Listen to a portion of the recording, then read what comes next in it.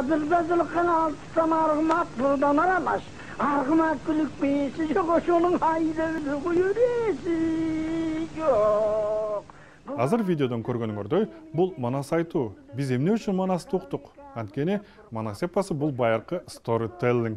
Storytelling бул баяндоо, айтып берүү, чеберчилик менен көркөмдөп, уккулуктуу, жеткиликтүү кылып айтып берүү өнөрү азыркы заманбап тилде storytelling деген терминге байланган. Storytellingдин омурткасы факт плюс эмоция. Storytelling кыргыздарда байыркы замандардан эле келе жатат. Буга бир эле мисал 1000 жылдык тарыхы бар Манас эпосы. Манас эпосын тамга тааныбаган эл эч жерге көчүрүп, түшүрүп отурбай эле ооздон оозго өткөрүп жүрүп, биздин илим, билим, технология өнүккөн доорго жеткирип берди. Манастан башка кыргыздарда миңдеген фольклордук чыгармалар бар. Алардын арасында эпостардан тартып, жомок, легенда, уламыш жана башка жанрдагы storytellingдер жашап келет.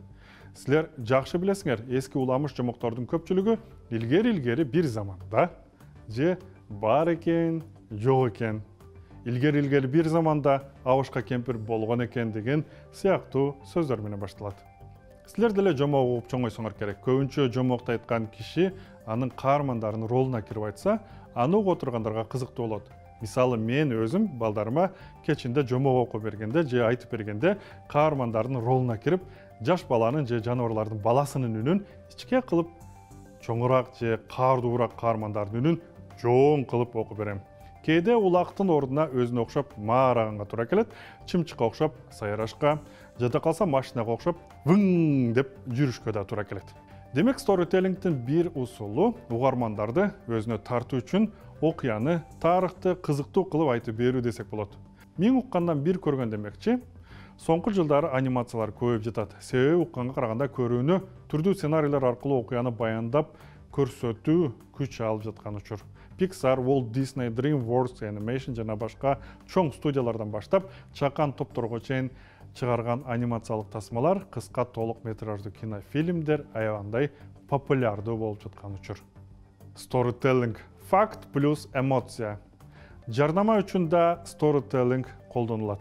Маркетингдеги бир ыкма, усул катары пайдаланылып келет. Кайра эле кыргыздардын тарыхына карасак, белгилүү бир хандар, бектер же бийлиги акчасы бар адамдар жанына ырчы алып жүрүшкөн. Ал ырчылар хан бектерди аш тойлордо же башка бир уруулардын элдин жакшылыктарына барган учурларда мактап ырдашкан. Дагы бир нерсени белгилей кетсек, ашыкча болбос, окуя тарыхты баяндоодо айрым учурларда кайсы бир музыкалык аспап коштоосу мүмкүн. Бул дагы элдин угуучулардын көңүлүн буруу максатында. Кайсы бир компаниянын ишкананын кызыкчылыгына storytelling аркылуу иштеп, бүгүнкү күнү адамдар акча таап жатышат. Акча төлөгөн компанияга өндүрүшүн алдыга жылдырууга пайдасы тийсе, storyteller үчүн кошумча каражат табуу булагы. Storytelling кандай пайда алып келиши мүмкүн?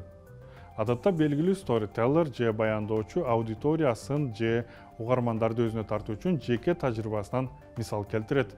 Анткени адамдар, угуучулар көбүнесе экрандын ар жагында отурган storytellerди бактылуу, бай адамдар катары кабылдап, ал ушул деңгээлге кантип жеткенине кызыгышат. Адам баласы ар кандай олуттуу кадам таштаарда, анын болочогу кандай болот, ошого бир сарепсип салып алганы туура болор. Storyteller болуп аудитория же угарман чогултууга кантип жетишсек болот? Силер деле YouTube'да, Facebook'та, Instagram'da жана башка соц тармактарда кээ бир адамдар күнүмдүк жашоосун, баскан турганын же бала чагын жазып жүрүп эле өзүнө окурман топтоп алганын байкап жүрсөңөр керек. Стив Джобс ким экенин жакшы билесиңер. Жогорку окуу жайын аяктабай туруп, дүйнөлүк технологиянын атасы, белгилүү инсанга айлана алды. Ийгиликтүү storyteller болуу үчүн жогоруда биз айткан факт плюс эмоция, максат, тарых, баян керек. Окуяны тарыхты кайдан алса болот? Айланабыздан эле. Биз өзүбүз кабылбасак да, башка бирөөнүн тагдыры, чалдыккан окуясы башынан өткөргөнү же башка бир тарыхчылардын ийгиликтүү storytellingге негиз болуп бере алышы мүмкүн.